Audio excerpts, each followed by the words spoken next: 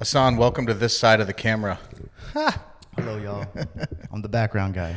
The background guy. Yeah, background guy. For many, many months now. Yes, yes. I think we're going on 6 or 7 since we started. November, almost a year. Yeah. So you think you'd stay on this side of the camera? I'm going to stand behind the camera. Yeah. I'm going to stay behind the camera. It's a lot easier. All right. All right. Cool. A lot easier. Yeah, this is nerve-wracking. Right? Is it? Yeah. No, I mean. That's why we usually drink. You want a little sip? Yeah. Or I know you have to drive. I got the good stuff right here. I got the black coffee. Yeah. It helps. It feels different on the other side, for sure. Yeah? No pressure? I didn't know it was this hard. No pressure. No, real difficult. I give crap to my Talking clients. to someone else. I give crap to my clients, right? Well, nowadays, that's pretty unique to actually have a conversation with somebody, which is, I think, why I like this so much. Yeah. Just get to talk. Exactly. Yeah. And we're in the little zone, too. Sounds like we're in an airplane. Like we're in the cockpit right now. Yeah, correct. We're just going through. Take me to your leader, Captain. Yeah. Let's go. Let's do it. I met you through some advertising. I mean, you're hustling, man. You're a hustler. Yeah. Met you through some online advertising. I think you said you were a social media genius, which has proven somewhat correct. Yeah. I wouldn't say genius yet, but up there. I've been, I'm addicted to social media like anyone else, right? Around my age, at least. Been on it since I was. How old is that, by the way? I'm 30. I'm 30 ask you now. that question. Yeah. 92, baby. Yeah. I don't feel 30, but I feel older. I feel like 45. 45? Yeah. A little too mature, but yeah, I'm 30. And the online ads are different. They're a different, monster. I'm not sure how you found me. How did you find me exactly? I don't remember the ad, but there was an ad. I was specifically looking for social media producers. Nice. Okay. I don't know if I'm sure I Googled it. Yeah. I popped up. Look at that. You did. Yeah. Look at that. Now I'm here. Yeah. Yeah. And that's how easy it is. People don't believe in social media or Googling and how prominent that can be for your business and how much it could help you. Just getting discovered because you don't know where, where's your audience? You're not going to go door to door to find clients like I do, right? You're not going to be a guy I'm going to knock on the door, hello, what's going on? I'm a social media guy. It's not going to work like that, right? So luckily you found me and you were searching for that specific thing. So and it's a side hustle, but also quickly becoming full-time gig for you, right? Oh, yeah. Your main gig is photography and video for Correct. all kinds of things. Correct. I have 2 companies. So I have diamondringmedia.com and then I have Flix Pro, which is this one that we're doing right now. So Flix Pro handles all of my month-to-month clients or my photo shoots or bar mitzvahs. Anything outside of weddings is going to be in Flix, and everything wedding related is going to be in Diamond Ring Media. So we had to so for the markets are different, and it's just like going to a doctor. You're not going to go to a family doctor if you have some knee pain. And that's the process I took with it. I was like, all right, it only makes sense to separate these two because in one side, you actually need a dedicated expert, which is how I started. It was in the wedding industry. So that's the dedicated expert. And on the other side, it can be anything, right? You don't want to necessarily turn down things as a photographer, videographer. If you can do it and the money's there, do it. Go out of your way to do it. And this is something that I was doing already with other clients. So I already knew how to do this, but it's going to the next level with this is always, Why was it wedding photography? What tripped your trigger there? You like seeing people get married? No, I actually did not. You don't like seeing people get married? I mean, you've seen enough of them. Yeah, now. I've seen enough. I don't, I mean, at this point, it's more of an expertise. I enjoy the environment. I enjoy the happy. It's like their happiest day. Think of a couple going to Disneyland. It's the same thing. This is the adult Disneyland feeling. You're not going to have that again in your life. Or, I mean, unless you get married twice, right? You're married twice, right? I was just thinking about, so I got this perfect idea for you to juice this up. So you have a clientele list over the years of these wedding people, right? I do. 60% of your clientele, 60% plus, are getting divorced within the next decade. Probably. Of those people. Not probably, that's statistics. Okay. All right, so. I don't know if they're my clients. So if you've got, what do you think you got? 500 clients, 1,000 clients? If you have 1,000 clients, now you have, if you start this next business I'm about to tell you, and I want to pitch it to partial owner out. Let's this, hear it. right? Yeah, go ahead. It's all yours. No capital, just idea. I'm giving you the idea. You keep 90. I'll take 10. You have 600 clients that eventually are going to want video of a divorce party. So I think what we need to do is we need to have a section of your company that throws divorce parties that comes with unlimited video and photo during this divorce party, and then just send an email to your client list, and I bet about half of them be ready for you. Yeah, that's a great idea. Broken Heart Media, There right? you go. Is that what we're talking about right there? Just the logo's a broken heart. That's that easy. Look at that. New business. I'll open that next year. I'll try that. Do that. You'll have more clients ready by then too. But even then, I mean, now you just sparked a little mindset in my head. I actually do have a lot of clients, and they're getting married. And what's the next step after you get married? If you haven't made it already, you're gonna go buy a house. So even my client list is great for real estate people. Like if they want to jump into that. I mean, even in your case, it could be someone that needs a life insurance. Yeah, life is huge insurance. when you get married. Yeah, exactly. Yeah. Things change, or when you have kids. Totally. That's a great little pot list right there. I didn't even think about it. So for all you photographers and videographers out there, that's a good idea. Try that. Yes, and TrueLar gets 10 points of everything. There you go. Yeah, take advantage of your client list. But enough about me. Let's talk about you. You have a interesting story as well. You were you're in finance. Did you start with life insurance? I started with health insurance. Health insurance. What's the difference? Then I had no idea it was health insurance. Health insurance, back then, and I'm going to date myself, was in the early 2000s, late 90s. Gotcha.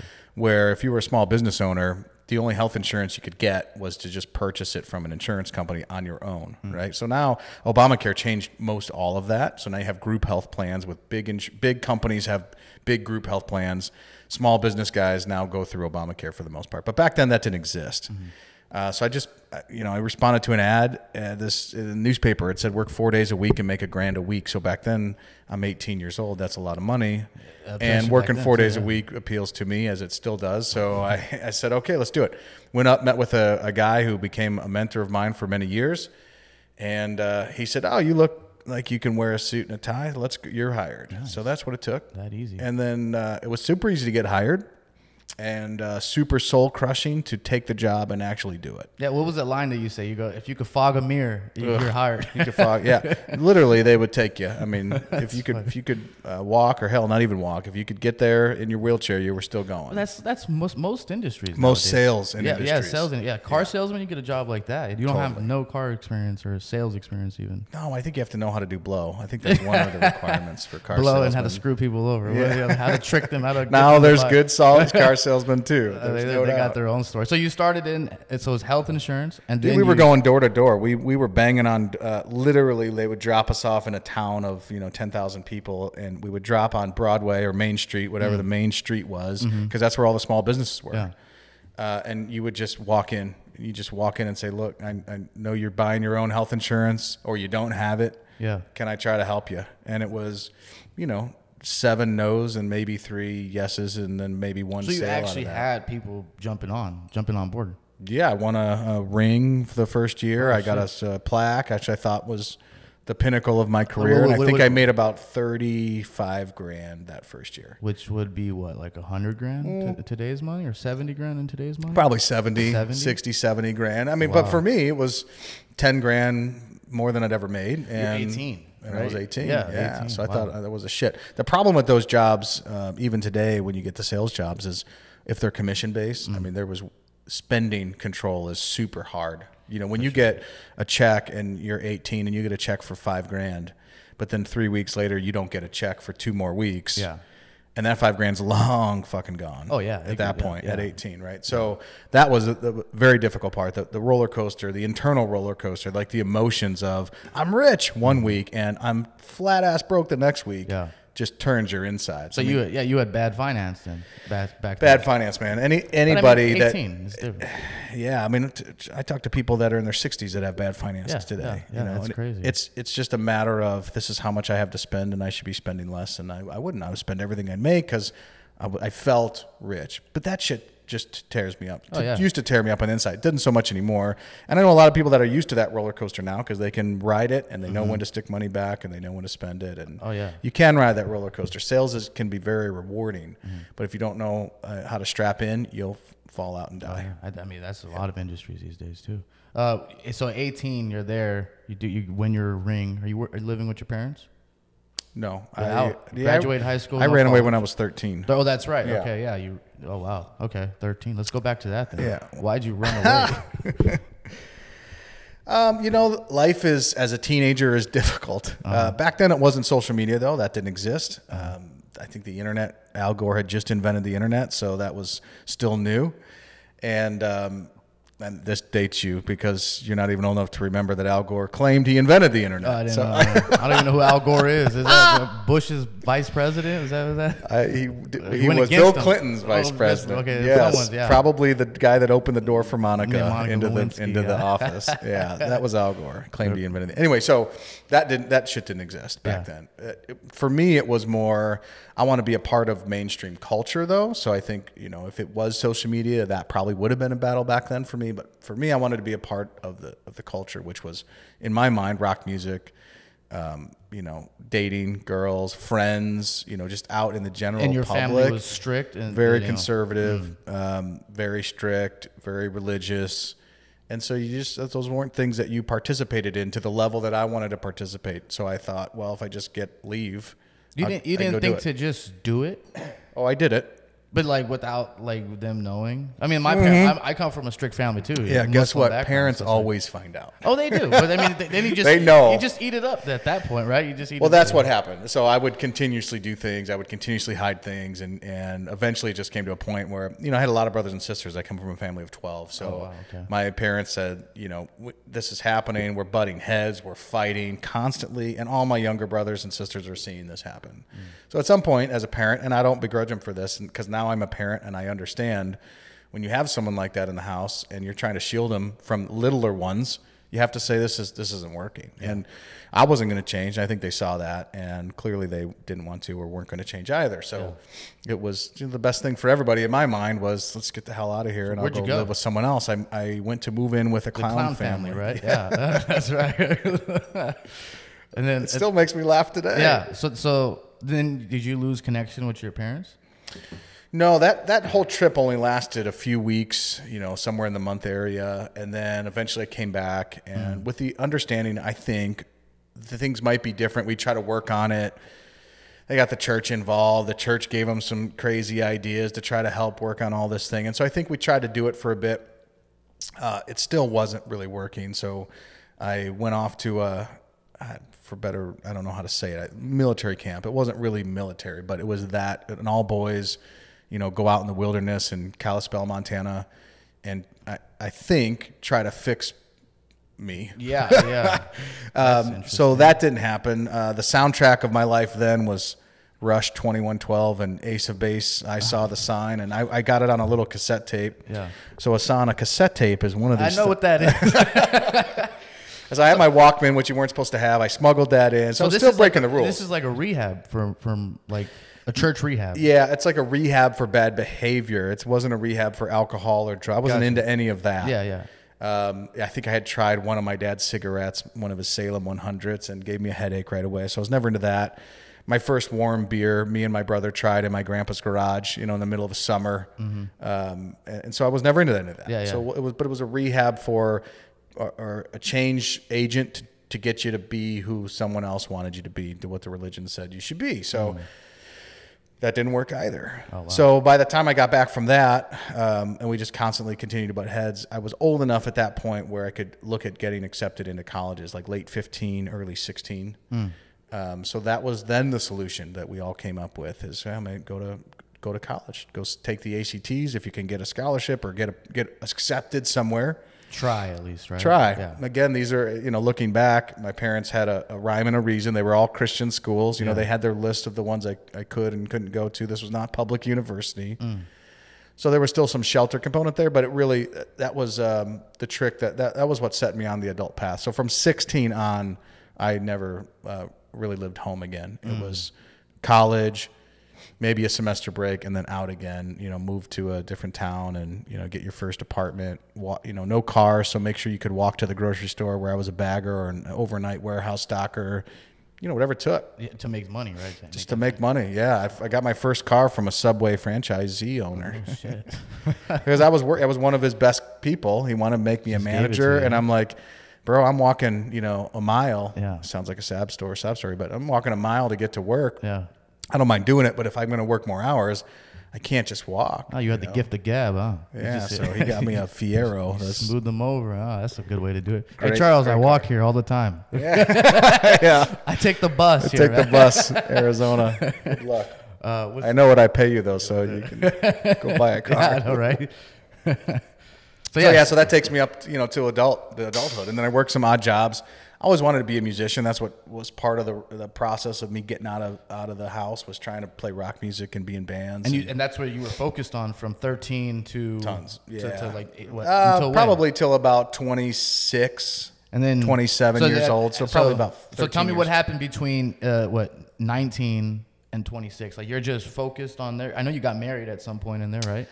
I got married when I was 19, had a kid when I was 19, do all that math. We were super conservative. So in my mind, the right thing to do is just get married, because you're going to have a kid. So you can't have a kid without, they call it out of wedlock. Correct. Yeah. Yeah. So was the girl pregnant, and then Yeah. and then your mom found out? I don't think I ever told her that though. So if she ever watches this, No, I guess she finds out. now she now. knows. No, I think everybody knew, just didn't want to admit to it. So yeah, but that whole time I was focused on two things: becoming a rock star and making money. So initially it was just becoming a rock star, and then when you get married, you go, all of a sudden there's bills to pay. So I didn't want to give up that rock star dream, but I knew I had to pay the bills. So I started off working in a music store for one of my good friends, and You weren't doing insurance at this time. no, not initially. This was 17, 18 years old. Okay, right? So just a before that, couple years prior. Okay. And then I got an offer to work for a bug company, and that offer was just, Bud weed. what? No, Weed. No, Terminex, like killing scorpions. But back in like, Midwest, what? there's They no had scorpions. bud But yeah, it's, digging in, crawling into fucking crawl spaces, dude, where you could barely fit. Yeah. In the middle of summertime, Catch a raccoon, huh? in a full on outfit. Either spraying for bugs or looking for termites. It is the most miserable job, and I hate bugs to this day. The most miserable job. It's the antithesis of me. But That one? I did it because it was like $5,000 or $6,000 more than what I was making at the music store. Oh wow, okay. But I absolutely hated it. That was my first lesson in it doesn't matter what it Wait, makes $5,000 you. or $6,000 more a year? Mm-hmm. So it was like what? Like, what were you capping? I was at? probably making there about $25,000. Oh wow. Yeah. Man, when you hear these numbers from back then to now, it's like insane. Like, It's insane. You can't even live on $25,000 these days. No, and I really couldn't live on it well then. Yeah. I mean, I forced me into bankruptcy with some medical bills and divorce and shit later on in life. Yeah, but yeah. it was living off of that Yeah. type of salary while I was trying to make it big in the music world. So I did never stop that. Yeah. So then I got a job with this insurance that I talked about. Got another job with another insurance company. But that whole time, I'm still trying to be in bands and travel and weekend warrior type shit, which came with a ton of bad or negative connotations when you're married and have kids, right? When you And then you're out on not just weekends, but Partying. like Wednesday night is practice, which involves drinking, and Yeah. Friday and Saturday you're playing shows till 2:00 in the morning, not getting home till 4:00 in the morning. You didn't think about that before? I didn't care about it before. I'm sure it gotcha. crossed my mind, but Yeah. I was a selfish motherfucker, and I think to some degree I still everybody is, Yeah, right? There's always this piece of this is what I want. I'm going to go do But it. I mean, I think at that age, it's like really, really so. Yeah, I think I was maybe a lot of 20 between 20 and 24 years Yeah, old. people go into that little tunnel vision and Totally. think that's gonna work or whatever. And Never I'll happens. spend time with my kids later. I'll work on the marriage later. This is exactly. what I'm going for. And Yeah. looking back, someone could look back and go, "Geez, it was so apparent." It just wasn't at the time. Yeah, but you don't pay attention to it because you've never been in that situation prior. So you're like, I feel like I'm not doing anything wrong. Was that the mindset? And I was surrounded by people that also felt like they weren't doing anything Yes, man. wrong. Yeah. Yeah. And some people that either my age or older that also had marriages and also had kids. I didn't stop to think that their marriages were also being destroyed. Yeah. Their kids were also suffering. All I knew is they were doing it too. So that must be okay. Yeah. And a lot of the guys and the people that I hung out with during those times were on multiple different marriages, estranged kids, had a hard life. That's just it's a tough career in your 20s to try to maintain a family and kids. Yeah, and then at the same time, you are who you surround yourself with. Like I had that same thing growing up in like grade school because I went to like a ghetto grade school, and I was around people that were like getting suspended all the time, and I would go do stupid stuff with them, and we found it entertaining. Like we did so many things that made no sense, but looking back at it, I'm like, wow, you were so stupid. Good thing you did not go to jail. All right, my question is this. Yes. Because you just described a series of events that to me sounds like complete chance. Is it in your mind? And if it's not, What do you mean by that? Or if it is, how do you get out of it? Well, so you followed in the footsteps of people that you were around. Yeah. Well, that wasn't something of your making. You didn't put yourself in that neighborhood. You didn't put yourself at that school. Correct, yeah. Right? Someone else did that. But Yeah. that's who you found yourself around with, so that's who you ran with. Yeah. You also didn't make the choice to have your brother become a doctor and see his path. That also happened. Correct, so yeah. luckily that happened for you. So unlucky in the beginning for you that you were put in that situation. Luckily for you, your brother and others around you did what they did. Yeah.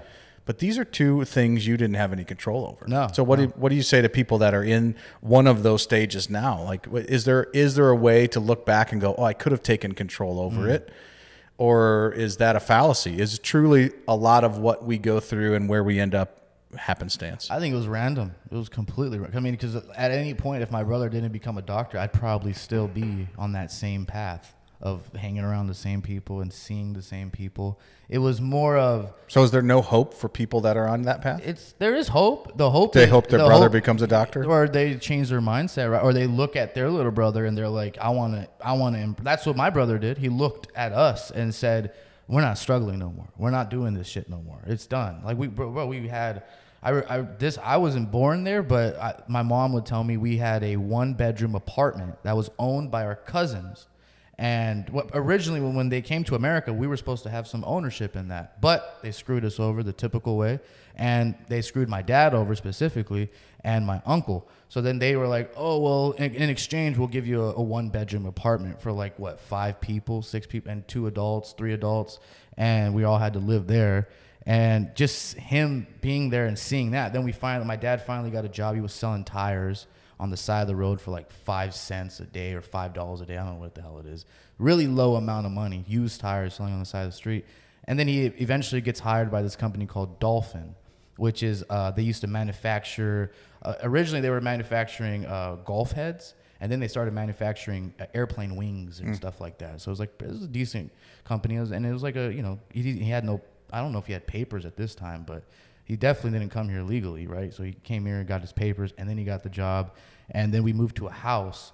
And then this house was infested with cockroaches, rats, and it was a scary neighborhood and all these people. And do you remember that? You said you weren't born in the apartment, but you remember this I house? wasn't born at that apartment. I was born a little bit. But you remember the house? Yeah.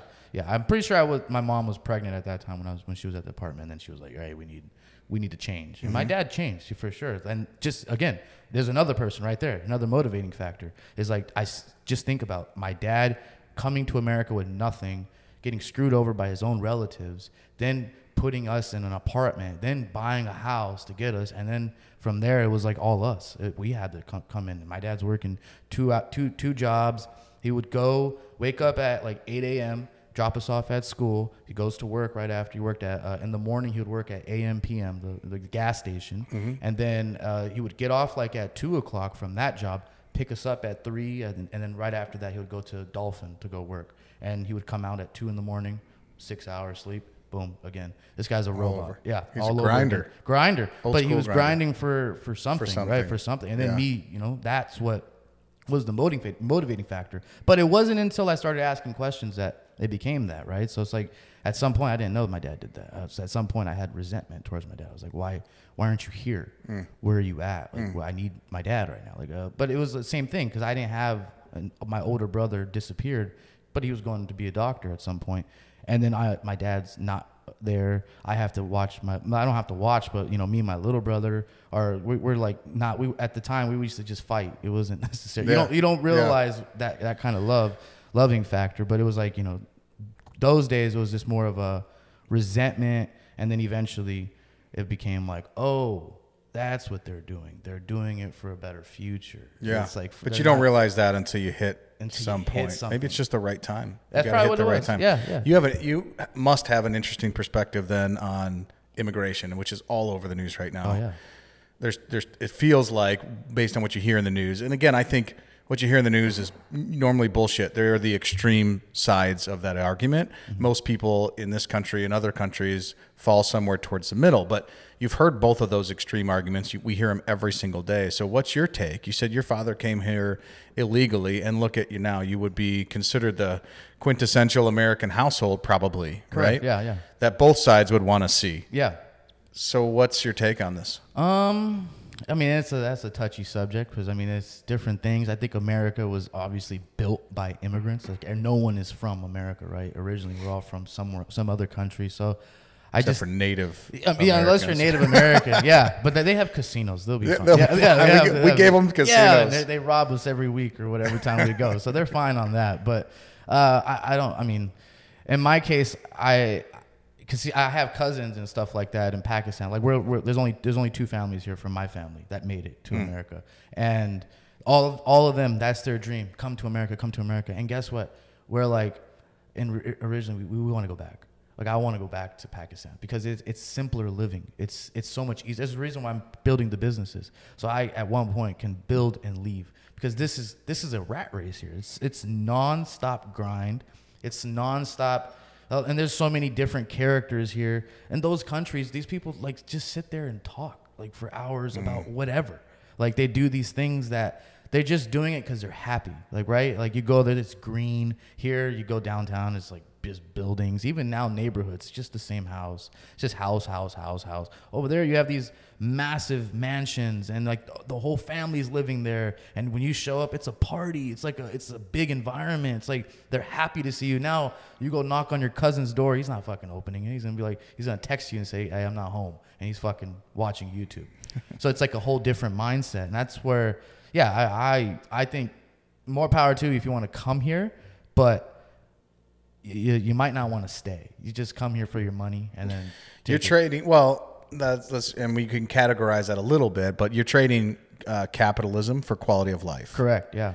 Except there is this point where quality of life and capitalism can merge, and I think that's the American dream. The American dream is take care of all my at least basic necessities. And when you see all these immigrants at the border, outside of the gangs and the people that are coming for nefarious reasons, these can be people that don't have food. You know, like there's a whole nother subset of culture where basic necessities aren't met. Correct. You're describing one in which basic necessities are met, and then the rat race to the top doesn't exist after that. Yeah.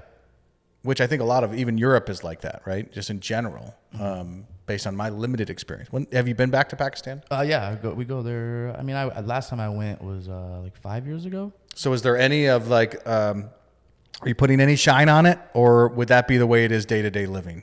By what? What do you mean? Well, you know, when I go to visit a country on vacation, you come back and go, oh, I love that country. But you didn't really live in it for months at a time. I'll probably be there like maybe a month or 2 at a time. So. Yeah.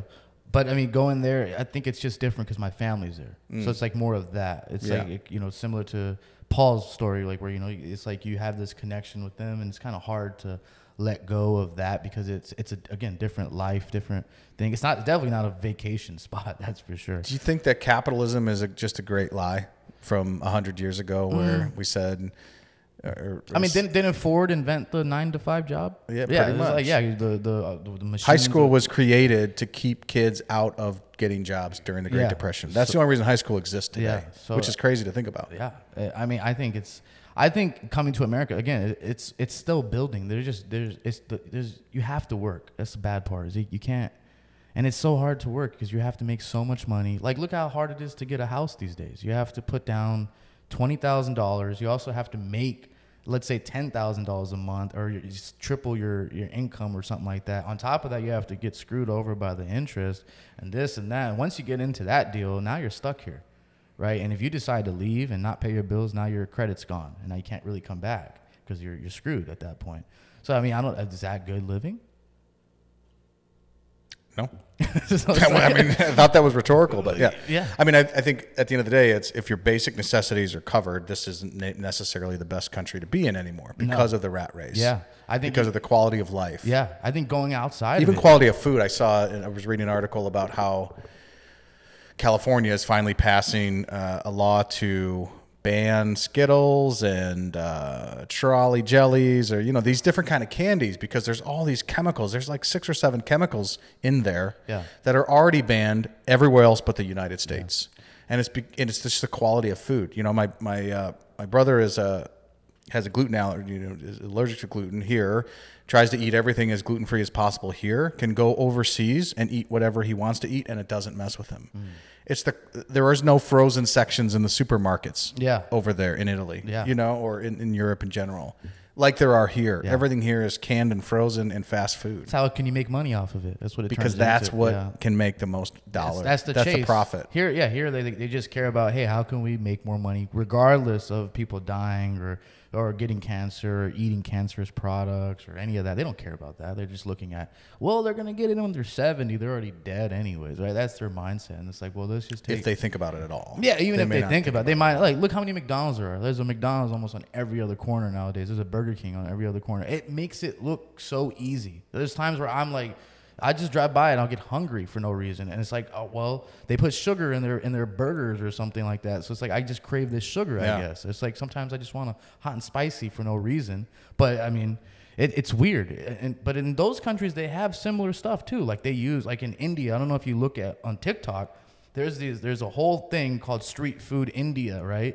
And they make the nastiest shit ever. The food looks good. It's the way it's being prepared. Like the guy will stick his whole arm inside the sauce and he'll do this. And he's like, yeah, I've cured cancer with these hands. And people eat this when they're sick and they feel better. It's like, yeah, because they're throwing everything up that they ate the day before. But yeah, there's like the hygiene over there is worse. That's for sure. So I think that's where it cancels out. So it's like, I'd rather have little cancer in my food versus a little poop fecal in my samosa over there, right? Or my pakora, and have a little poop in there, right? All right, so you've said a couple different things, but I guess the bottom line is, are you saying you're all for illegal immigration? Is that what I'm getting out of this? Yeah, I'm saying come here, get your money, and then leave. And then even if you're hungry, come here, get the food, and dip out. Yeah, just get all the food. Get the plants or whatever you need. All right, what else controversial can we talk about? Clearly, you've got some good opinions on it. Yeah. Let's go back to you. We're at, what time were we at? We're at 12 minutes? Okay, cool. So let's touch on, so you were at 26 last week we picked up, okay? So 26, you're working at? I was working at an insurance company. Actually, I might have just quit that job and started my own. So I got so I was knocking on doors, right? Health insurance? Yeah. I ended up knocking on the door of a manager of a large national insurance company. This guy didn't know any better. Yeah. So he said, well, I don't need your health insurance because I have group health through my large company, but how would you like to come work for me? Nice. So I made that transition and started working in the auto and home insurance, like your local State Farm guy. It wasn't State Farm, but you get the picture. So I was doing that for 5 or 6 years, had some great success, learned a lot. They trained me really well. Got some financial planning degrees, knew I wanted to, further myself in this career because it was a career I jumped into and could make really good money. You know? So now I'm getting close, and I've told you before, I always had these numbers in my head of, well, gosh, if I could just make 6 figures. So I was getting close with that job. Yeah.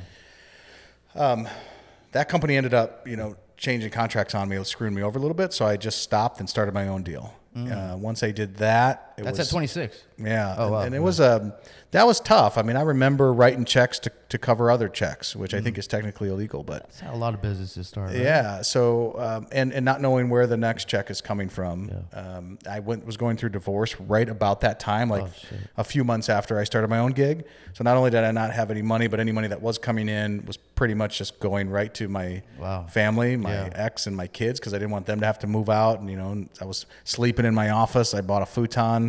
So you still took care of them, even though that's totally. Yeah. So I kept paying the bills for sure, because my ex-wife wasn't working, hadn't worked for quite some time, and so it was the right thing to do, right? So why not just try to take custody of the kid? And we had equal custody at that point. And there was no screw the divorce. I mean, screw the wife.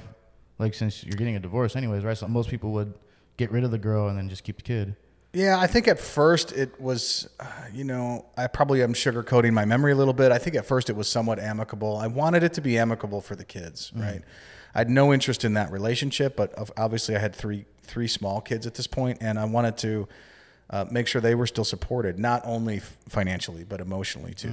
So I put up a fucking Christmas tree in my office, the first Christmas, and I was living there. Had a little kitchenette and a bathroom, so good, I could do that. Oh, wow. And that was a way that I could make that sustain for as long as I could, but it was a grind all over again. It was like, was it a driving factor? What? The divorce. And then now you're like, okay, I got to prove her wrong. And No, I don't think I gave a shit about her after we got divorced. No, you just, That wasn't even in my mind. But I've always had this. Like, I don't go to bed without things going on in my mind. Still to this day, I'm always thinking about the next thing. What's coming? What can I do better? What can I be bigger at? You know, it's a double-edged sword. It's a double-edged sword because my brain never shuts off. Yeah. You know, like even, you know, sometimes people say, well, I'll go have a drink or I'll go do some weed just to slow down. All that does is fuel me. You know, I send some of my best ideas to myself after I've had some drinks, you know, because the brain just keeps going. So double-edged sword. But yeah, I knew I just had to grind and be better. I knew I wasn't going to let a company screw me over and let them win. So I ended up taking quite a few of my clients from that previous company when I went to my own. Took a lot of clients. Nice. And made a good living, hired some people, you know, built a little business in a small town. Did you have to do that to make, like, let's say you didn't take those clients? Would you be in the same position? Yes, because I couldn't take them for a year anyway, and I was scared of a lawsuit because I didn't have any money to defend the lawsuit. So I waited a decent amount of time. I only took the clients that came to me in that first year, and then I went after them wholeheartedly after 12 months. But so you built a relationship with them already prior. Well, yeah, 100%. But I had to go and cold call and find lead sources and do all that the first year, and I did. So I thought that was going to be my lot in life. Yeah. That town that I was in was a town of about 20,000 people. That town has so many good people in it that I still love to this day, but it's such a hard town to grow in because you are surrounded by yes people because that's all that town knows, right? So I think that's tough. Anybody that's in a small town that doesn't get out and move out and go somewhere, they're born and raised, you don't know any better. You know, you aspire to be the best thing you see, right? From that town, yeah. In any given argument, like so, you may have a videographer that you love and you think is the best on earth. You aspire to be that person, because that's all you know. Yeah. In that town, you aspire to be the president of the bank because that was the best person. You know, like wore the best clothes and had the best cars and had the family that was put together in the nice house. You don't know any better. Well, now looking back, the best house in Mattoon is half the cost of my house here. Oh, shit. But I didn't know any better back then. Yeah.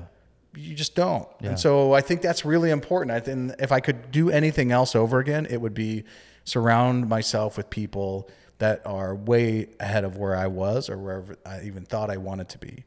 If you don't do that, so that's what I do now. Like, I'm not interested in hanging out with folks that are at my level. I'm interested in hanging out with folks that add to me, that I can look at and go, and not just from a financial standpoint, from a quality of life standpoint, from a maturity standpoint, from a spiritual standpoint, from a relationship standpoint. They don't have to check all the boxes, but they have to check some of the boxes. Yeah. In other words, I'm not going to spend time with someone that drags all of those boxes out of me and drags me down. You just can't. You can, but your life stops. You've hit the plateau. You're never going to go past that because all you know is below your level or at your level. You don't know anything. You're not looking at anything above your level. I think that's super important. Touching back on that last topic, you said surround yourself with people above you, correct? Mm-hmm. Where like, okay, so how do you explain that to a regular person? If they're like, some people find it like to where they don't want to feel like I want to be around that guy just because they're rich, or I want to be like, how do you get over that hump? Like where I might be poor, but I want to connect with a rich person. Yeah, well, you can't connect just because someone's rich. Like, there's a lot of rich people I don't fucking like, right? Okay. It can't just be financial. Anything in life, I don't think can be just financial, or it won't be rewarding and fulfilling. If you're always trying to find people that you can either get money from or learn money tricks from, or that are more financially well off than you, and that's your only criteria, it won't matter. It just won't work. A, that those people will feel that. Right. And B, even if you do get some of those tips and tricks and figure out how to better yourself, it'll be unfulfilling as hell. So you can't do that. I don't ever determine that through a financial looking glass. Right. Like I said, there's a lot of financially well put together people that I wouldn't spend any time with. Mm-hmm. Right. But very simply, here's the trick to this. Mm-hmm. And it's easy. It's not simple. And it took me a long fucking time to figure this trick out. The trick is stop hanging out with people.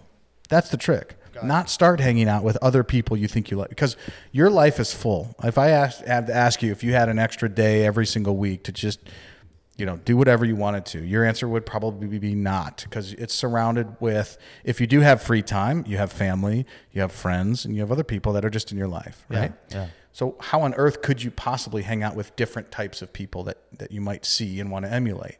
You can't, because it's so full. So you have to, before you can start hanging out with someone, you have to stop hanging out with someone else. And it's easy because all you have to do is say no. But it's simple. I mean, it's simple because all you have to do is say no. But it's not easy, because saying no is really, really hard. You will find your schedule getting filled up with people that say, hey, Ahsan, you want to go let's go do this. You want to go do this. You want to do this. And you never stop to go, well, I know we were, somewhat close 10 years ago, but our lives have gone like this. Yeah. Right. And so I think that this is the type of person I want to emulate, where 10 years ago it was different. Well, that person is still stuck a decade in the past, and they're totally happy with that. There's nothing wrong with that, by the way.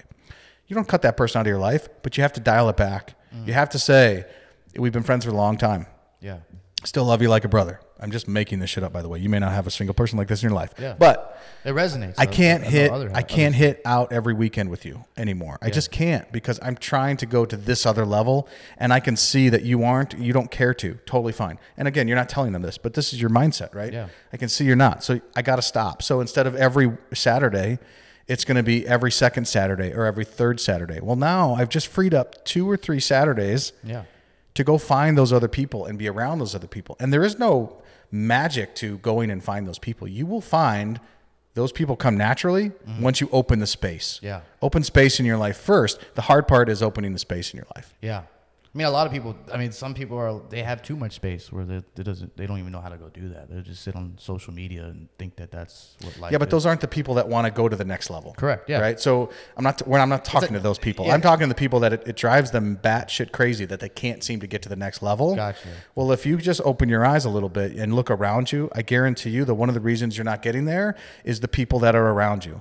And it's just a tough thing to say, but it's not just friends. It's family too. Yeah. You can't choose who you were born into, but you can damn sure choose who to spend time with, right? And that's hard, because you just think, well, they're family. We should be spending all this time together. I'll always be there for all of my family, but there are some in my family that I don't choose to spend Gob's amount of time with. Yeah. And that's okay. Yeah. You have to be okay with that. You have to open up that space in your life. And for the people that have too much, I don't know there's nobody in my life that has too much space. I don't know anybody. And maybe that's because I've spent time filtering those people out. If you have too much space in your life and too much time, then you're not the one for this message, because you're okay. You're the kind of person that I'm going to cut back on, because you're okay sitting on the couch going through social media for 10 hours a day. Yeah. Well, that's a lot of people these days. So there was either that or playing video games, and they just kind of narrow that down to. And hey, if that's what fulfills your life, do it. Yeah. But that doesn't fulfill mine. Yeah. It can't possibly. So what if someone's watching this and they're like, they do want that change. So you're saying just go out there and network? Like, where are they going to go? Like, I mean, yeah, social media is one thing. You could just cold DM them and be like, hey, look, let me take you out to dinner. Like, what's the approach? Like, I think the approach is just getting involved in doing things, just doing things. I don't think you can target a person. I think you have to be around people in general. So you have to join that could something. You don't even really have to join. I mean, I meet people, funny story, met this person. I was out with my wife at a nice steakhouse here in town, Dominic's, and we just met this gentleman who was sitting at the bar. He got a recommendation from the bartender, and this place happens to be one of my favorite joints. So I kind of know the entire menu at this point, right? Yeah. He gets a recommendation from the bartender, and I'm having my glass of martini with my wife. And as soon as I heard that from the bartender, I go, ooh, I hope he doesn't order that. Well, he ordered it, got done with it, and the bartender came back and said, well, how was that, David? And he goes, not the best. And so that was my cue. And I said, David, my name's Charles. I heard him say David. I said, David, my name's Charles. I was thinking about telling you, don't order that, but I didn't want to step on the bartender's dick, so I let you order it, and I should have changed your order. Clearly you don't come here very often. And that's a high IQ move, though. So we just started talking. My point is, we started talking. Yeah, but that's a really high IQ move for someone regular to be like, "Hey, look, build a conversation off of this random incident." Well, I think it's just being aware, right? Like, I don't know anything about diver sole. I just know that it's not the best at dominance, right? I don't know the fish. I don't know how they harvest it. I don't know where it comes from. But you got to be ready for a failure too, because what if you told him something and he's like, "I don't like that one either." So you just said the key point. You have to be ready. Yeah. That's it. You don't have to be ready for anything in particular. You just have to be ready for whatever is about to come out of that. And you can't have a preconceived notion of what you want to come out of that. I'm going to tell you the end of the story here because it wraps itself up last Friday. But, and by the way, met him for the first time 6-7 months ago. Okay. Then never saw him again until last Friday. But I wasn't going into that with any other notion except, damn it, I should have told you this diver sole was bad because you just wasted $50 and I could have saved you from that. That was it. And it was lighthearted, right? Yeah. I didn't think, well, you're well dressed, which he was. You're well put together. You have a suit coat. It's a Thursday night. Clearly you're a business person. None of those thoughts are juggling through my head because if they are, all that comes out in your intention. None of that was my intention. My intention was to tell a dude, next time you want a piece of advice, don't go for the diver sole. I'll tell you what to get. Well, so we just started talking. It turns out he's from Vancouver and comes here on business. He's been doing this, and now he lives here for quite some time, and 30 years, whatever. Still goes back and forth. Fascinating dude. Had a great conversation. Is well off. Is successful. But that wasn't the point of the conversation. Okay. Fast forward. We exchanged numbers. Yeah. Okay. How'd that happen? Did you just say, let me have your number? Let's next talk? time you're in town. Okay. Yeah, That, so you that's come back and forth. Yeah. And it wasn't any other intention except I'm truly interested because we had great conversation. Yeah. If you come back in town, you want to bring your significant other, or if you have somebody. So your play was like, let me try to make a friendship. My play was to keep him from ordering the diver's sole. I don't even know at this point that that's someone I want to be friends with. He may be putting on an incredible facade. Yeah. And it might be his only suit in the closet. And he might be dead ass broke, hoping to meet someone like me that can pay for his meal. So you're just throwing shit at the wall.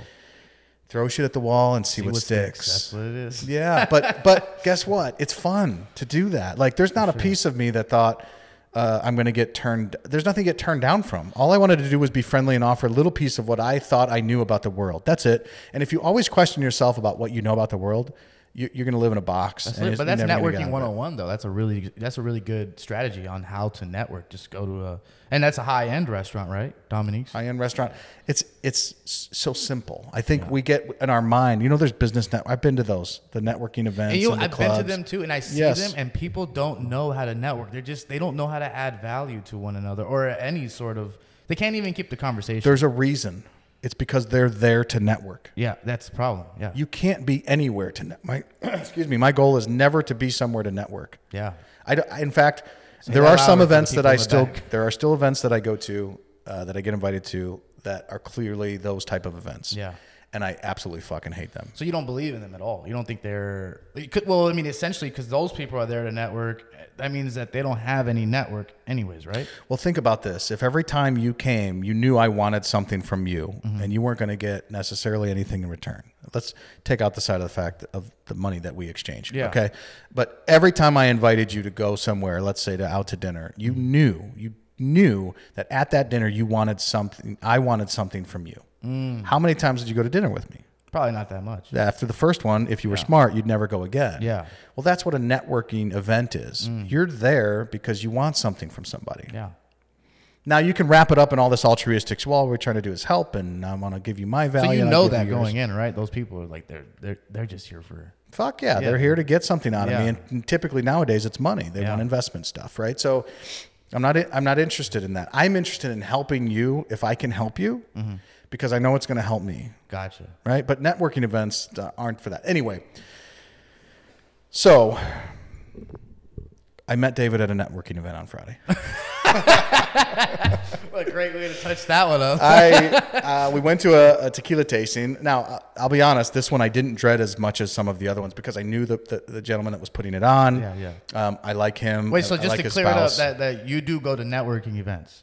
I go to ones that I think I'm obligated to go to. Gotcha. Okay. Yeah, on behalf of somebody else. But you right? don't think they're prominent. They're needed. They're not in my vocabulary anymore. They're not in my playbook anymore. Yeah. I've been to a ton of them. I don't think I've gotten any meaningful business out of them ever. Now, you never know. Maybe one of them connected me with one person that connected me. But I can't point back to any networking event per se and say, oh, yeah, this is what came out of that. Yeah, and people are doing that these days where they're going to like the Grant Cardone event to network whatever the hell that means, and he preaches on stage for 20 minutes. I'm not saying you can't meet somebody there. Okay. So don't get me wrong. If you don't have any other ideas and you're not the type of person that could say, don't order the Diver's Soul to a stranger. Yeah. You may have to do that a little bit just to get out of your comfort zone. You may have to pay to go somewhere to be around people that will cause you to make you practice networking. And a decade ago, I might have told you that's the thing to do. But if you could strip all of that away and just go, this is not, networking is gone. It's old school. Yeah. You had to network in the day because the only way to meet somebody was to actually physically meet them. Yeah. You couldn't connect any other way. Now you could just look at their Instagram and figure out, oh, look. So many different ways. You don't have to physically sit with somebody anymore. So forget networking. It isn't about that. Anyway, so I'm at a tequila tasting event on Friday, and I get up to go talk to somebody. I come back, and my wife goes, she's sitting across from me. There's a gentleman sitting right next to where I'm supposed to sit. I didn't even pay attention to who I was sitting next to. And when I come back, I just sat down. He wasn't there when I got up. Sat down. Christy goes, how do we know David? My brother-in-law is also David. Your wife. Yeah. My brother-in-law is also David, and he's there. So I'm like, you're fucking with me, which she does quite a bit. She goes, no, David. And she points next to me, and I look over. I go, oh, shit. Fucking Diver's Soul at Dominic's. And he goes, what? Oh, he doesn't remember. He didn't remember. Nope. Oh, wow. I said, we were sitting at Dominic's not too long ago. And you ordered the Diver's Soul, and I told you shouldn't have, but I told you too late. He goes, oh, my God. I totally remember. You're Charles. World, yeah. Nothing. From that point, what turned out to be about 7 months ago, so it was quite a bit. From that point till that day, nothing happened. Now, from Friday till 7 months from now, nothing might happen. But if I need something from it, now I know what he does because we got into a deeper conversation. He knows what I do, right? So now I know that's in my mental black book because we got to be friends on Friday. Yeah. More friendly than we could at Dominic's on an off meeting, right? You can't, the other thing, you can't verbally vomit on someone and one night stands don't work. So I can't meet you at Dominic's and try to stuff it in, right? For sure. Yeah. I have to play the, I just want to know you. The slow game. Yeah, just like because if you don't, you know that it isn't going to be long term. I'm not interested in short term anymore. So now I know more though, because on Friday we spent a couple hours together, and he got to know my wife a little more. I got to meet someone he's friendly with, and we played out more of a dialogue. I got an invite to his country club. It's the oldest country club in Phoenix. He likes to golf. If I ever want to golf at the Phoenix Country Club. Now I can text David and say, I want to golf. I would never do that because I don't want to use him for his country club. But these are all things that I know now about David, and he knows similar things about me. So if the time comes when one of us can help each other, either one of us would do it at the drop of it. If I got a text from him tomorrow that said, I need something, or I need you to come to a golf event, I would do it for him. That came off of a chance meeting at Dominic 7 months ago. Yeah. So I guess the moral of that story is it's all around you. All you have to do is open your eyes, but you will never open your eyes if your plate is full of everybody that's in your life today. You won't have room for anything else. Yeah. You got to make that room. It's the most important thing you could do is cut people and things out of your life that don't add value. That's the most important thing. It's the hardest thing. It's super simple because all you got to do is say no. No. Is it a numbers game too? You think you have to network with like 500 people before like 2 make sense at some point? It depends. What do you mean makes sense? Like I could network with 500 people the way I do it and take 500 good things away. In other words, I found out of a wonderful vacation spot to go to just outside of Vancouver from David that night at Dominic's. Gotcha.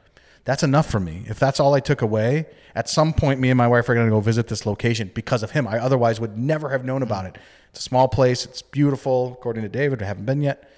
That's all I needed. So that was a successful interaction. Forget about the fact that I met him 7 months later, and now if I want to go to Phoenix Country Club, I can do that. The first interaction was successful. So that you have to define what your outtake is. What are you trying to get out of that? And if you're trying to get out of it financial gain, then yes, you probably have to do thousands and thousands of interactions for 1 or 2 to pay off. I think that's what most people do these days. I mean, again, we're in a capitalistic world. If they don't have the money, they're going to try to just throw shit at the wall and see who is going to try to get them to have more money. Because that's a lot of people that I run into these days, too. I'm not rich by any means, but they think that I'm on top of the world, and they're like, let me talk to you. Let's network. Well, I'm like, I don't even know what the hell you're talking about. But in their sense, they're not networking with the right people, because this might be like a person that just works a day job and essentially wants me to hire him in a way. But I'm not the person that he should be talking to, right? Well, it depends.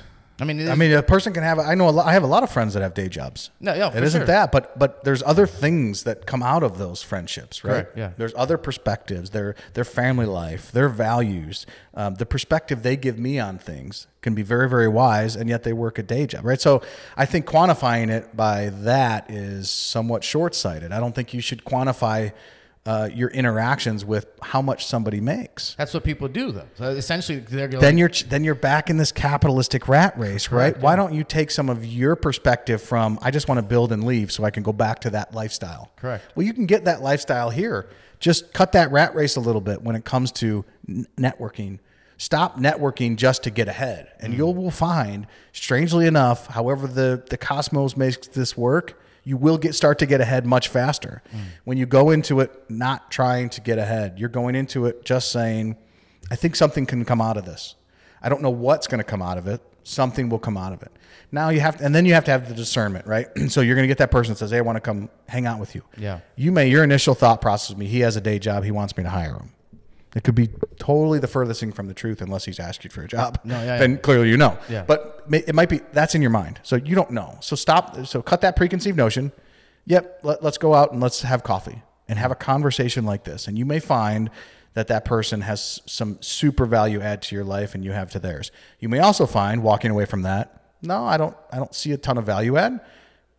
We exchange numbers or he's in my life, but I'm not going to let that person consume all of my energy right now because that's not what I'm looking for. Mm-hmm.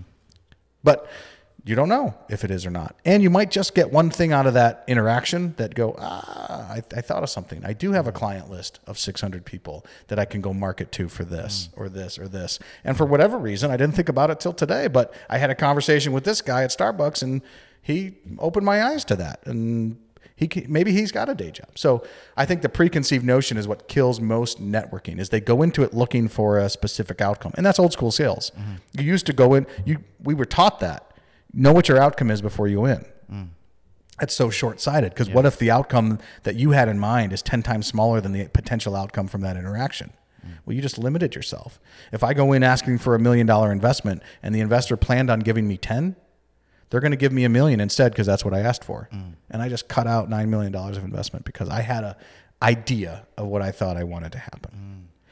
It's coming from a place of feast and not famine. If you're not worried about where your paycheck's coming from, and I know that's difficult, you got to have a paycheck.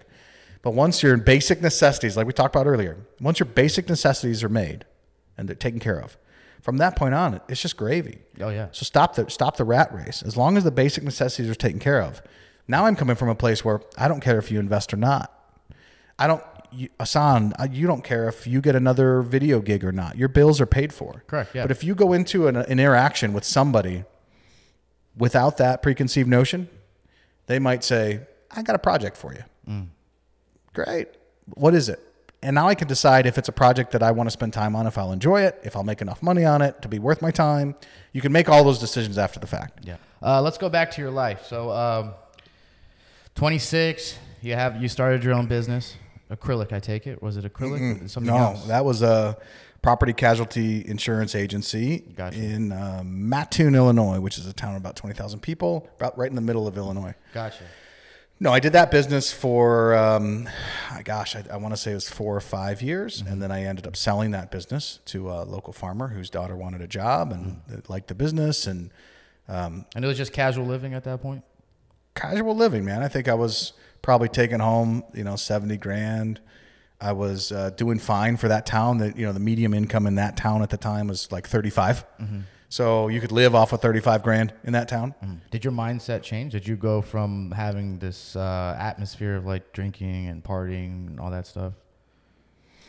I think the mindset changed probably right about when I hit 29, 30. I think there was this moment of, I can't keep doing this. I had joint custody of my kids at the time. So half the time they were with me. They're getting older, right? All 3 boys, all 3 looking up to me. There's several moments that I remember back from those days. Like, I had one time I was driving back from a gig. It was about a 50-minute drive. Yeah. It's 2:00 in the morning. I was drunk to the point where I had my head out the window, doing one of these to stay awake. Oh, shit. Pulled up into the gas station, got out. There was 3 police cars at the gas station. They were just, getting stuff inside. Wow. Walked inside and handed them the keys to one of the officers. And I said, I shouldn't be driving. Wow. And he's looked at me. He goes, "You're damn straight you shouldn't be driving. Do you have anyone you can call?" I mean, it seems ludicrous now. If you did that now, you'd probably end up in jail. But Yeah. so I called my girlfriend at the time. She came and got me, and we go home. Yeah. But looking back at that, during those times, I think you wake up the next day, plenty of times with mud or blood and throw up, not knowing how you got home. I've been there. Yeah. And I think after that particular episode I just talked about, I think I went, I have kids. Yeah. I cannot be doing this. Yeah. I just can't. It's just an eye opener. It's an eye opener. And, I think it was that. And then I had my current wife today, Christine, came into my life somewhere right in that area. And that just cemented the deal for me because I knew that she would not put up with bullshit the way my other significant others had in the past. And I knew that she was someone worth not doing the bullshit for. So I think that cemented the decision for me. It's still there. I mean, that's my passion. If I could drop everything, I shouldn't say that because I could drop everything and just do that today. But for whatever reason, I still have a drive to expand financially and business wise. But yeah, if I could go back in time, I think I would. Why not be a part of it? Why not instead of trying to be an artist, why not create an agency? Essentially, that's what I did. I mean, I at some point I wanted to be a movie star or whatever, right? Everyone does. Yeah. And I had that dream, or I wanted to be a musician or whatever. But I found out that I can't. I'm not that guy. So I'll be involved. Same thing with my brother. He wanted to be a basketball player. Well, now he's a sports physician. So it's like, if you can't be it, why not be in the industry? Yeah, and I am. So I dabble with, I still write songs. I go to Nashville and record, meet some great people, still play out when I can. So I am still involved in the music aspect of it, not as much as I want to be. I don't think I want to turn it into a business, though. That's like, I love to cook, but people have told me, you don't want to be a chef. Yeah. Because now you've taken what you love to do and you've turned it into dollars and cents, right? So I want to be careful about that. I don't care if music ever throws off another dollar for me. I just want to be more active in it because that's where I get my fulfillment. That's where my passion lies. You don't care about like, I want a #1 hit song. I mean, I think it'd be ludicrous for me to say that wouldn't be joyful or wouldn't give some validation to what I've been doing for the last couple decades in that industry. Like, sure, that would be nice for someone else to say that you've reached the top of success in that industry. But the other hand, I get that already. I have a #1 song. It's just it's my son's #1 song. Yeah. And he walks around the house singing it, and I wrote it. That's good enough. And So my daughter has her song that I wrote for her. She walks around So singing you it. just don't care about other people's opinions about it. It doesn't matter. They to don't you. matter anymore. Doesn't matter Well, because at the end of the day, what is it? Because it's their opinion today, and they have a different opinion tomorrow, right? There's people that I love in my life, and those are the opinions I care about. And when you get small like that, it makes life really simple because you're not out there trying to. I used to do that. I mean, I used to write songs. I'd listen to the radio and go, what could be on the radio? Yeah. If I'm writing a song, I wanted to write the song so it could be on the radio. And I had a couple songs on the radio back in the day. Yeah. And I thought that was the greatest thing. Well, you realize that when you get radio play, it only lasts for a week or two, unless it's a really, really good song. And then you're out of rotation really fast. And then you're devastated. Like, well, shit, I'm telling everybody I'm on the radio. And 2 weeks later, it's not on the radio anymore because it wasn't, those opinions had changed. That's super hollow. But I think you have to go through that to learn that. What's not hollow is when the people you love say, wow, that's really cool. I really like what you did there. It's no different than anything else you create. You create videos.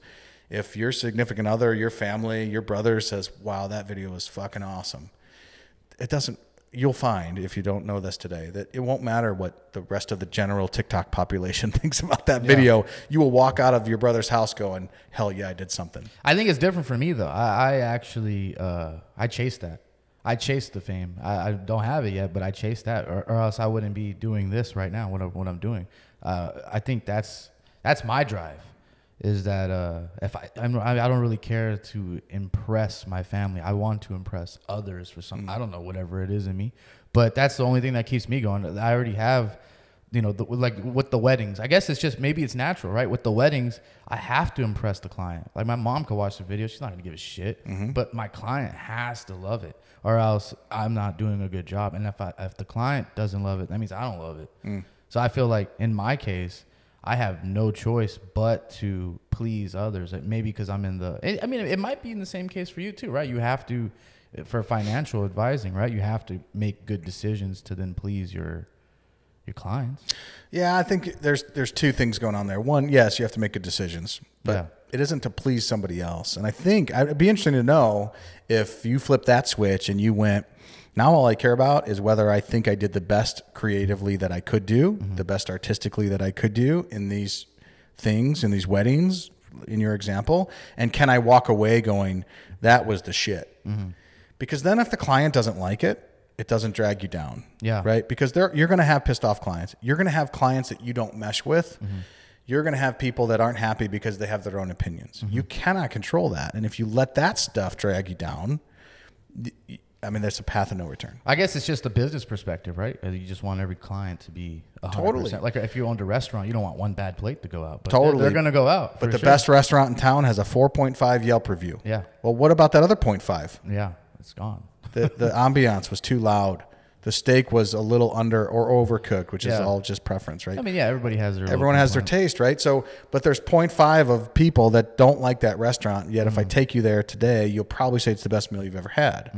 It's amazing, but it doesn't serve everybody. Yeah. Right. So, I think that's the biggest misconception to business owners is they think they have to please everybody, and by doing that, they don't please anybody really, really well.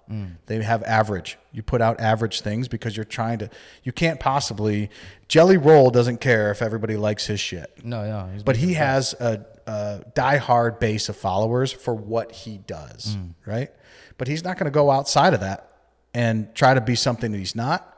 He might get a few followers more generally, but he'll lose the diehard base. He'll just have general followers. I don't want general followers. You shouldn't want general followers. You want it now because that's what is the quickest path to maybe more money, potentially short term.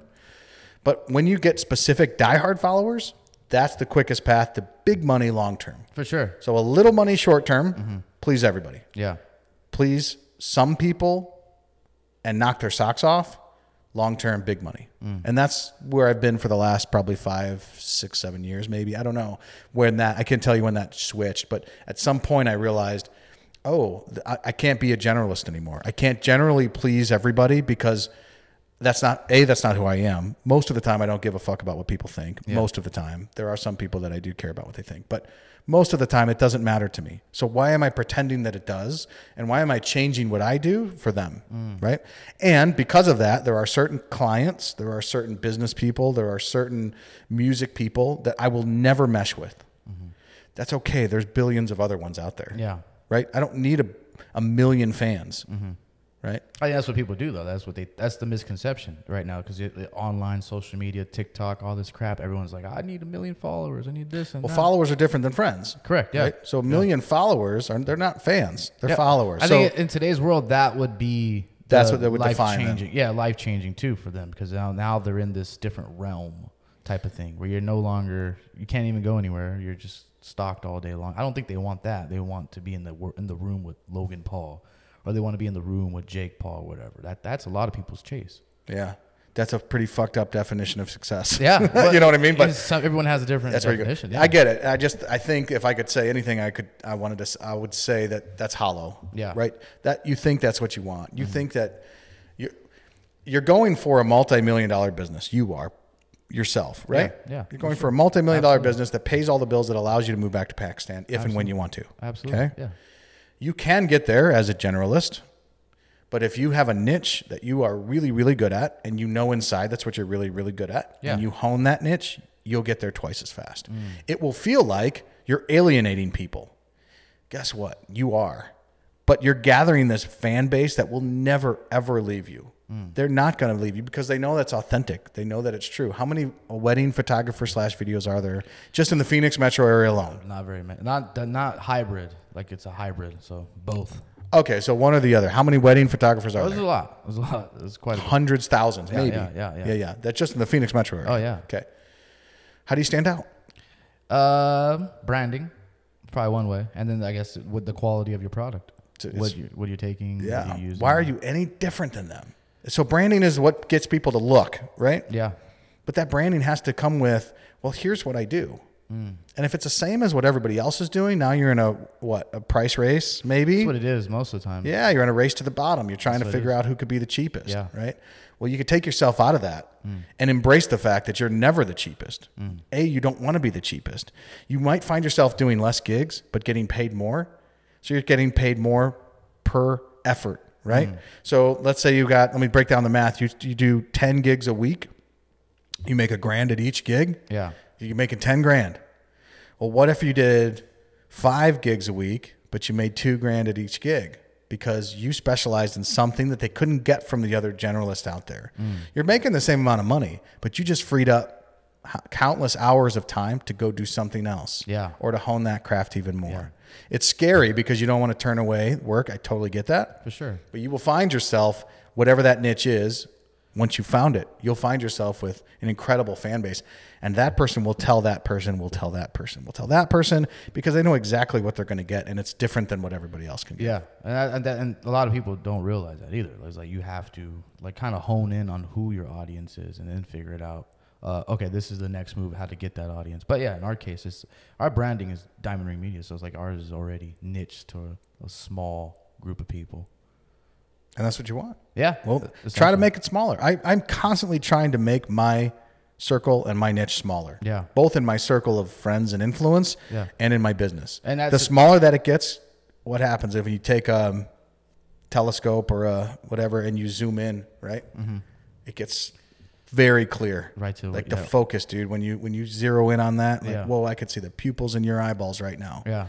But if I just step back and look at the entire painting, I might miss what color that pupil is. But if I could see that because I'm so dialed in, then I don't need the rest of that painting because I went right to the heart and soul of it. Yeah. That'll make you a millionaire long before being a general in anything will get you there. And are you so now touching back on your life real quick. So going back to it, so you got married at what, 36, you said? 32, 35?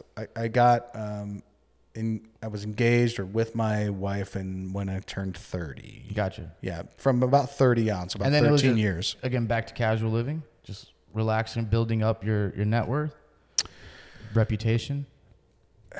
Yeah, I mean, I think we just had life changes. We knew she brought a different perspective to me. Again, I was surrounded by a small town where there was only a certain viewpoint that I had in that small town. Yeah.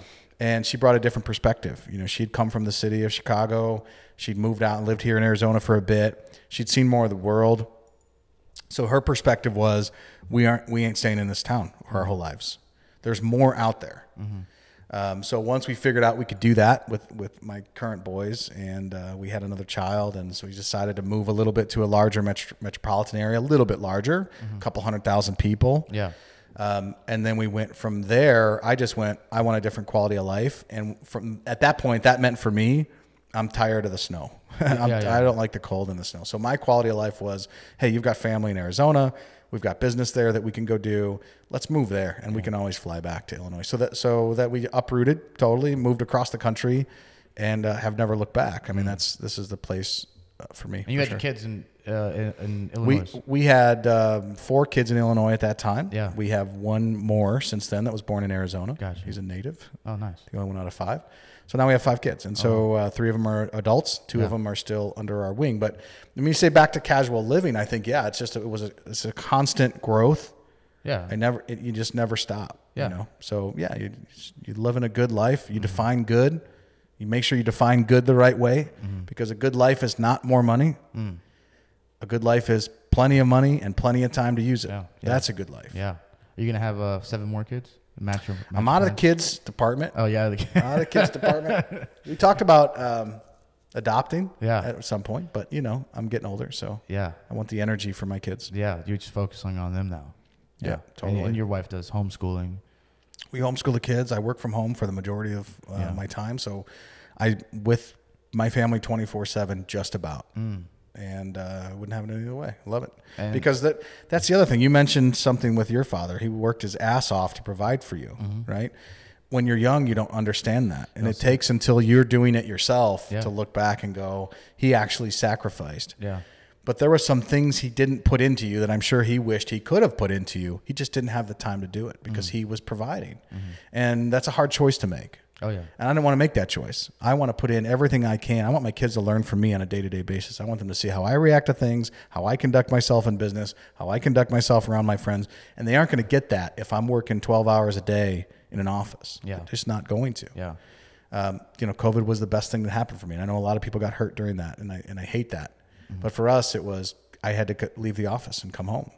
And that's where I want to be. I want to be here teaching them that. And I want to condense my time. Now, I told you about focus. Now my time frames are getting smaller. I'm not interested in long meetings anymore. I'm not interested in 5-day work weeks anymore. I want to condense all that down like I've condensed everything else because I can get just as much done 3 days out of a week as I can 5. I just have to focus that time more. I have to condense it more. I can't spend an hour on meetings that are bullshit that I can get done in 15 minutes.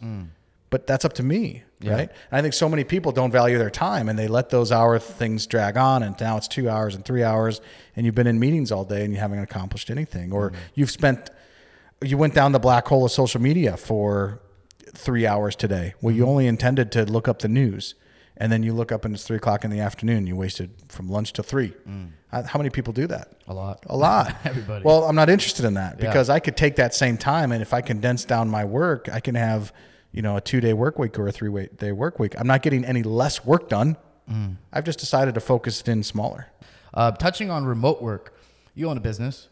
Do you believe in remote work? Do you think it's a good idea, bad idea? Do you think people should go back to the office like Elon Musk or else they're fired? Yeah, I used to think I've had a change of mindset. I used to think it was a horrible idea. Yeah. Why is that, though? I was the office guy. I didn't trust anybody. I never trusted anybody. Yeah. I always thought I'm a cynic at heart. I still am. It's hard for me to let people in and to take someone at face value, especially if I get a feeling that. So you thought they weren't going to work? Totally. Yeah. Yeah. And back, having the technology to be able to consume what people are doing and track better, and that's come a long way, so that helped. Yeah. But no, I was a suit and tie guy, cufflinks, the whole deal. I got a pile of them collecting dust in the closet, which I probably need to get rid of. But donate them. Yeah, I need to. That was the day in the life. And when you have to go home, you realize, there is enough technology nowadays to understand if people are working, because there will certainly be people that take advantage of it. There's no doubt. And there's been plenty of those, stories that we've heard of someone didn't open their laptop for 2 weeks. Yeah. So I get it. Yeah. People will take advantage of you. But for the most part, if you have good people, you can trust them whether they're in the office or not. Because in the office, you're going to dick around at the water cooler, talking to somebody about the NCAA bracket for two hours. Yeah. Or lock yourself in your office and who knows what you're doing, right? So I think if they're going to take advantage of you, they're going to do it whether they're in an office or whether they're not in an office. The person matters. The person is the only thing that matters. Yeah. The work environment is secondary, totally. Yeah. I'll also caveat that by saying I think Elon Musk is a genius, so I don't tend to second guess whatever he's doing in his companies. And I think there is something to collaboration. There's no doubt when you get together with people, there's an energy. It's the reason I won't do this podcast remotely, like most people do. You want it live. I want it live because there's something that you get live that you just don't get remotely. So if you're in a creative environment, potentially a sales environment or certainly a marketing environment, and you need to flush something out, it doesn't work well unless it's live, right? I've tried writing songs with people on Zoom. Yeah. There's just something that's missing versus when you're in a room. Oh, yeah. With the song, I feel like it's not even possible. But people do it. There's big artists. Drake does it all day. Totally. And I've done it before. Yeah. But there is an element, and it could be successful, yeah. but there's an element that's missing. So our marketing teams can be successful, regardless of whether we ever get together or not. But sometimes there's some magic from when you get together. So is there a healthy balance somewhere? Probably. Yeah. But for me, in my life, it's remote work. Do you think fully remote, everyone should go fully remote? If their job is in office right now, should they go remote? I think that depends. Depends. I couldn't say yes or no. I mean, it depends on what the job is. There were some people that never went remote, even during COVID. They had to be there. It depends on the job. I think if it's a typical office job, you could probably get that done remotely. But again, there's so many businesses and variables. I wouldn't want to make that decision for anybody else but the business owner. And a lot of it's reliant on the business owner, right? They may not have the capacity to monitor like I do. They may not have the gut instincts to know if someone's taking advantage or not taking advantage. Yeah. That might not be their thing. At the end of the day, that's up to them. Yeah. Yeah. Whatever they decide. They get the prerogative. Yeah. I know that the typical employee wishes it was always remote because there's ultimate flexibility. Oh yeah, they don't have to sit in traffic for 2 hours a day either. You get so much of your life back. Yeah, and they could sit at home. They could still watch their dogs or family, whatever. Totally. Jack off on Zoom calls. They could do anything they want. Yeah. Touching back on your life. So what's next? You are what, 40? 42? 43. 43. Yeah. That's about 13 years older than me. So what's your next goal in life? That's an interesting question. I stopped doing. You're done with business? I'm never done with it. It doesn't drive me like it used to. Gotcha. And I stopped setting goals a long time ago. Like I don't have a wait. Why is that? Because storyboard. Everyone says goals are. Hey, you said storyboard. Yeah, I used to have a storyboard. You manifest, right? Yeah, put a jet on there and it's going to happen. Yeah, but I don't manifest it on a poster board. People do. Some people do, and if it works for you, great. Yeah. But you didn't ask me what some people do. I used to do it. I had the storyboard for sure. You think it works? It depends on the person. If you need that, if you need it in front of you to motivate you, then I'm not knocking it. Yeah. I'm just saying I don't do it. Yeah. I don't keep a running goal task every month. I know what I want to get done. I know what I think is a good accomplishment for me. Is that because you have your finances in control? Because you've grinded. Everybody can control their own finances if they make money and spend less than they make. Correct, but right. So my finances being in control have nothing to do with whether I make $500,000 a year or whether I make $50,000 a year. Well, I'm talking about the goal thing. So like touching back on that, it's like maybe someone has a goal out there that they're like, oh, I want to do this or do that, but they're like, oh, I can't because I have finance issues or I don't make enough money. Then their next goal is go get a job that makes 7 figures. Yeah, so that's what's changed for me. The money, I told you I had these numbers in my head each year. Yeah. Those used to be my goals. So when I thought when I made 6 figures, that would be it. I'd be done once I crossed $100,000. Yeah. And then I thought, if I could get to 2, then 250, and then $500,000. Like I had those goals. Yeah. But what I realized is after I hit those goals, nothing changed. Yeah. Nothing. Are there things that I want in life? Sure. I would like to have a ranch in the middle of nowhere. Your lifestyle didn't change at all? The lifestyle always incrementally changes, but it's like a balloon. You give it a little room and it fills itself. So you don't ever have a saggy balloon. There's nothing just left just sitting there, typically, right? So yes, I guess someone could look at my lifestyle and go, it's easy for you to say. Yeah, I think that's probably what they're saying right now. Yeah. As they're hearing this. Yeah, totally. So I guess what I would say back to those people is I wish I had learned this earlier on. The lifestyle does get better, but I don't know that your fulfillment gets any better or any less after a certain point. There's actually a scientific number out there. I think it's like $75,000. Maybe with inflation now it's 80, 85. Yeah. Once you get to that point, you lose whatever incremental value additional income gets you. More money, more problems, right? Yeah, for sure. Okay. Biggie Smalls. Yeah, so that's what you find. And so there's complexities. There's things, you can have a smart home where everything's controlled, but God damn it, when that goes out, it's the most stressful thing in your world. Yeah. I tell this to my wife all the time. We have the Sonos system outside, inside. It's everywhere. I love music. I want music everywhere. But I'll be damned. Every time I go to throw a party, the Sonos for some reason won't work out in the backyard. And it's just my luck. Well, I didn't have that stress before I had the Sonos sound system or sound system at all. First world problems. First world problems. So does it add to that? You talked about the quality of life. I don't think it adds to it anymore. No. That's why the next goal of whatever that next number would be, which would be more income than I made this year, I already know it's not going to change anything. Now, do I want other things? Yeah. Yes. I just mentioned I'd love to have a ranch out in the middle of nowhere and slow down the pace of life. I'd like to travel next year and spend 8 months out of a year gone. Okay. There are things that I want to do. I don't need more finances to do it. I could do it just by restructuring my finances and maybe spending less in certain areas so I could spend more in other areas. Everybody has the ability to do that. The answer is not go make more money.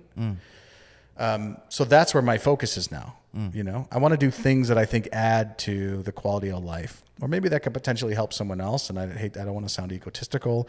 For the last 23 years, I've learned finances. I've learned financial planning. I think I have things that can help other people. And I want to get that out there. I want to keep writing songs. I want to finish a book. I'm working on a book. I want to finish that.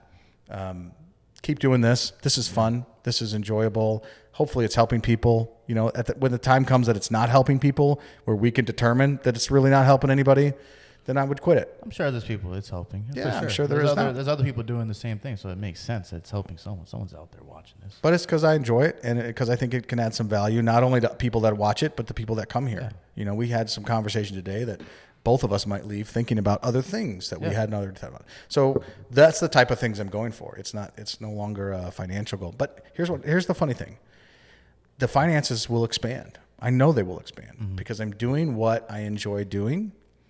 And that means when I have to do things that I don't necessarily like to do, which we all have to, I do it with a better attitude. I do it with less stress on my shoulders. I do it with a clearer mind. Because I get all of this other fulfillment from the things that I really enjoy doing and the things that I know are good for me, my soul, you know. That seems maybe a little esoteric, but they're your insides, whatever you call it, your heart, your soul, whatever. It's interesting. It's like kind of going back to your childhood, though. Like, 13, you had this crazy beginning where you ran away and did all this, and then eventually you calmed down. And you're like, oh, no, that's not right. You shouldn't do that. And now it's like kind of you're back to that? Well, I don't know that... I shouldn't have done any of that. Because you're not in the rat race no more. You've kind of pulled yourself out where you're like, I don't need to be there. Yeah, I think if I could go back, first of all, I think I would probably be. This is going to sound real egotistical. I think I would be a rock star today had I approached music back then the way I approach life now. Probably. Which is stop trying to write for the radio, write for yourself, be authentic. Yeah. Do it for those reasons. Yeah. And not for the rat race reasons. Even in business, I think I would be light years ahead of where I am today if I would take these same things I'm telling you and apply it to my 15 prior year-old self, you know, back when I was in my late 20s. Had I been doing what I do today back then, I'd be light years ahead. Because it's not hopefully, it definitely would be, because I've seen leaps and bounds improvement since I've taken on that mentality over the last few years. It works. You had to meet yourself, though. That was the only way. You have to meet yourself. Yeah. But why do you wait so long to meet yourself? Why are you waiting so long to meet yourself? And I think I'll tell you why, and then you tell me if I'm right. Okay, go. You're scared. Everybody is scared of what they don't know, right? Change is scary. What you don't know is scary. But when you peel back the curtain, there's never a monster there, ever. There might be some uncomfortable things that you have to dust out, clean out some cobwebs and stuff. Yeah. Shine a light in there. But it's never the monster you think is potentially there, whether it be business, finances, yourself, any of that. Saying hi to someone at Dominic's about the diver soul. There's no monster behind that curtain. Yeah. There could be rejection, but that rejection is far less meaningful than what you think it's going to be. So when you stop yourself, and the next time you're at a restaurant and you don't say something to somebody in that kind of situation, it's because you're worried about what the outcome is. Your fear of rejection. What if someone thinks I'm stupid or doesn't respond? Well, what is that? Does it matter? Yeah, what does it matter? Yeah, because you're going to walk out of that restaurant one way or the other. Yeah. Whether you made that connection or not. Totally. Yeah. And it could be a missed opportunity. You might feel bad about it for 30 seconds after you walk out, and then you will forget that ever happened. Yeah. If it was a really bad run-in. But that doesn't really ever happen. So even if it did, that's not a monster. That's a little cobweb you have to brush to the side. Yeah. And I think you don't want to meet yourself because you're worried what the monster is. And I didn't either. Because I thought myself was this person. I had painted this picture. Yeah. And you've painted, I could tell, you've painted a picture for sure of what Ahsan is going to be. But Ahsan already is. It's probably deteriorating right now because of what you're saying. Mentally, it's probably gone at this point. I'm like a climate activist. I just throw paint on it, black shit all over it. It's a great therapy session for me. I mean, I don't see it as that by any means. I'm not trying to preach to you. No, I'm telling you from my life and from my experience. And that's helpful because it's something, again, it's like talking to yourself. If you could say something to your old self, it's like, what would it be? Well, this is what it would be. And I mean, hopefully people that are watching this, they can use this to better their life and fix things around them or change things that make sense. I like to ask people, what are your regrets? Yeah. And I think my regrets are not my actions necessarily, things that I did or didn't do per se, like physical things that I did or didn't do. Yeah. It's not not finding the true painting of me earlier. Yeah, totally. Because it's kind of fun. It's also freeing. Like, I don't have to be this picture I tried to paint. I can be me, and people like that, I think. I mean, at least the people I put around. Because you can't go back. You think it's a good thing to regret? To have a regret at all? Regret, yeah. I mean, a lot of people say you shouldn't regret anything. You know, life goes on. It doesn't matter. Just improve your future. Totally. Like, don't look back. I wouldn't change the way my life ended up. And so if going back and identifying myself sooner would have changed this where I'm at today, then no, I wouldn't go back and change it. But I can tell you, you live years and years of an unfulfilled life when you don't find that inner painting of you. Are you willing to do that? How much longer are you willing to do that? Especially now that you know, Ahsan. Yeah. Now that you know, there's no fucking excuse. Yeah, it does not. Yeah. Let's go. Like, there is an inner you, and it already exists. You don't have to paint this picture, because the chances are, if that's really your desire, that picture is going to come out anyway. Yeah. If that's really what you're passionate about, but I think you're not passionate. When you get down to your real painting, you're not passionate about finances. Nobody fucking is, dude. No. In fact, you started this whole thing telling me you want to leave this rat race. Yeah, I do. So it isn't finance. No. But you think the solution to that is finance. Yeah. It isn't. The solution is finding yourself, because there's a fulfillment in there that cuts the rat race away. I'm surrounded by the rat race every day from people that network that you know and I know that try to, everything is the next step. Yeah, in business, it never stops. It never stops. Yeah. It is a fucking rat race. Yeah. It's hell. But you can take it's hell. Yeah, it's not fun. And the minuscule pleasure you get out of the extra dollar evaporates real fast. Oh yeah, real fast. Yeah. So you can get out of the rat race right now. You could get out of the rat race today. Yeah. Right now. It doesn't mean you have to go broke to do it. No, just chase your shit. Chase your own shit. Yeah, chase your shit. First of all, figure out what it is, and then go chase that. Love it. Yeah, but it isn't finance. Yeah. All right, last question. Yeah.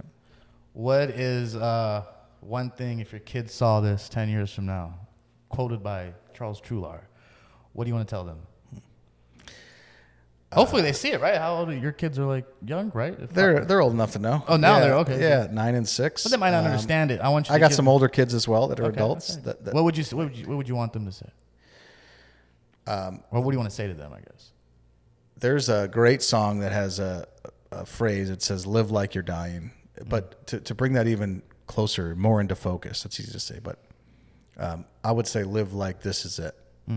This is it. Not in a negative way. Like, don't drink. Drink till you pass out. Not in that context, right? You don't mean it like that. Well, I think you may have to flush some of that out, kids, on your own. You may think that that's, the party is it. You'll find that that's pretty uneventful later on in life. But you can't be scared of change. You can't be scared of what you don't know, because it's never as bad as what you think it is. And routine, I think, is the killer of all fulfillment. You just get into this routine, and you expect things to be a certain way, and they get to be that way, and then it just lulls you to sleep, and you sleep through life. Don't sleep through life. All right, let me rephrase that. Don't sleep through life. Wake up. And wake up now. Like, you don't have to wait. You can wake up right now, wherever you're at, not just my kids, but everyone else's kids that are trying to figure out life. And that breaks my heart. The teen suicide rates are incredibly high. People are measuring themselves up to what they see on Facebook and TikTok and Instagram. And it's absolute and utter bullshit. It's getting worse. It's getting worse because they're sleeping through life. They're not waking up. They've got this. They've been lulled into this. This is how it's supposed to be day after day after day after day. And the reason that they go there, it's comfortable. It might be positive comments or negative comments, but they know if they post something, they're going to get a comment. And that routine of posting and getting comments is comforting. They just know it. They've fallen into this trap. And if you don't wake up and get yourself out of that trap, and the reason they won't is because they're afraid of what's around the corner. If they say, all right, I'm done with this, I'm going to find myself and go chase that, chase myself. Well, what is that going to turn out to look like? Fuck, man, it's going to turn out to look like the best you possible. Yeah. You just have to embrace that. Yeah. Open your eyes and embrace. Don't sleep through life. Yep. Great advice. That concludes our episode. Cheers, brother. Hey, it's fun having you on this side of the Cheers. Great episode. Microphone. Maybe we'll do it again. Yes. Make sure you like, share, subscribe, follow Charles Trular, the legend in the making. See you, brother. All right.